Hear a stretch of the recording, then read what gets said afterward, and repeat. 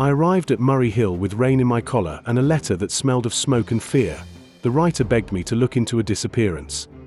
The house at number 7 exhaled coal and perfume. A servant answered, eyes like shutters.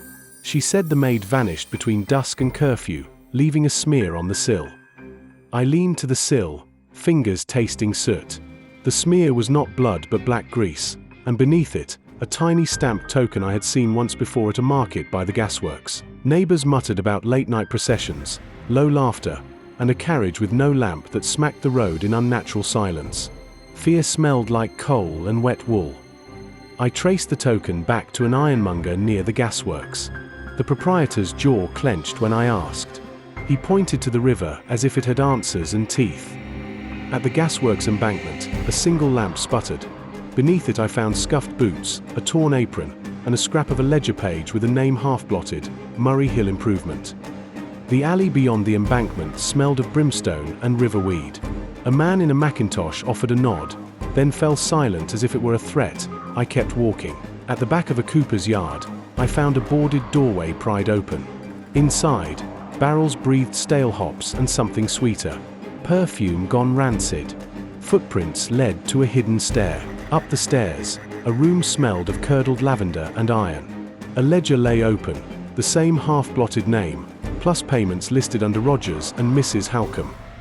A map of Murray Hill was pinned beside it. I followed the map-synced path past an old lamplighter's post to a boarded window overlooking an ornamental garden.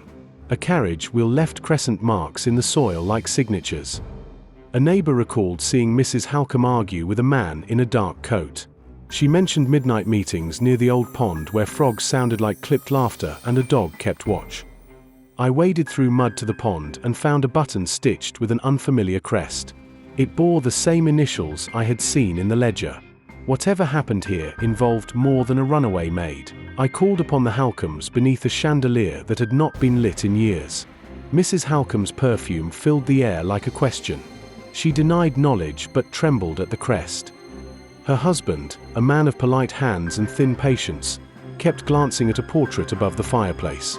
The painting's eyes seemed to hold secrets like envelopes, sealed yet heavy with unspoken words. When I asked about the ledger name, Mr. Halcombe's voice clipped like a heel on stone.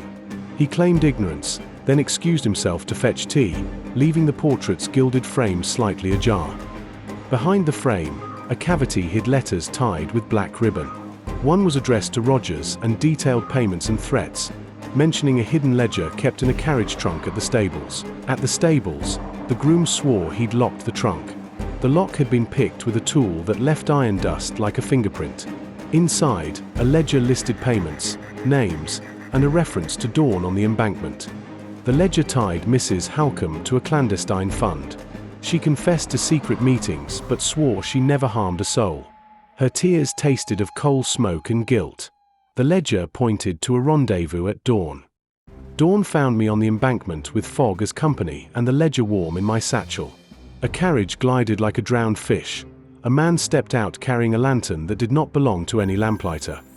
I followed at a distance, boots sinking in thawing mud. The man met another beneath a bridge and exchanged a small parcel wrapped in oilcloth. Their whispers smelled of tobacco and old coin. The exchange was interrupted by a scream like a rope snapping. Down a narrow inlet, a figure flailed, pale against black water. I waded without thinking, hands closing on hair, then a small child flung free. The rescued was not the maid, but a boy who'd been taken to deliver messages. Between sobs, he spoke of a society that bought silence with coal, coin, and a crest stamped on buttons and ledgers. A man in the shadows moved too quickly and lunged. He bore the crest on his cuff. We scuffled. I tasted iron and rain. He whispered a name before he fled, a councillor whose smile paid debts in whispers. The boy's story stitched the ledger to a council plot to displace tenants and claim land by force. The missing maid had seen too much. Her whereabouts were tied to a carriage bound for the mayor's estate. I rode hard to the mayor's estate, coats slapping my thighs, the mud a chorus. The gate swung like a palm, revealing secrets.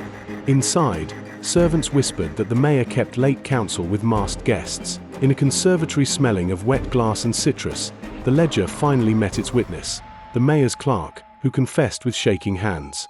He had hidden payments and craved safety more than truth. He led me to a small room where the missing maid sat bound but alive, hair damp, eyes wide with accusation and relief. Her voice was a rusted bell telling who had given orders. We confronted the mayor in his study. He wore civility like a glove and placed blame on necessity and property law. When pressed, he faltered, and the ledger's last pages named his signature in a tremor of ink. His associates sought to burn what could not be buried, but the clerk had already slipped copies to those wronged. The maid's testimony, the ledger, and the boy's rescue formed a net no coin could cut. At dawn, the constables marched through Murray Hill. The mayor's smile vanished like morning fog. Justice did not feel victorious. It felt like a hand steadied on a trembling scale. I walked home beneath gaslight and thought of what loyalty will cost next time. Please like and subscribe.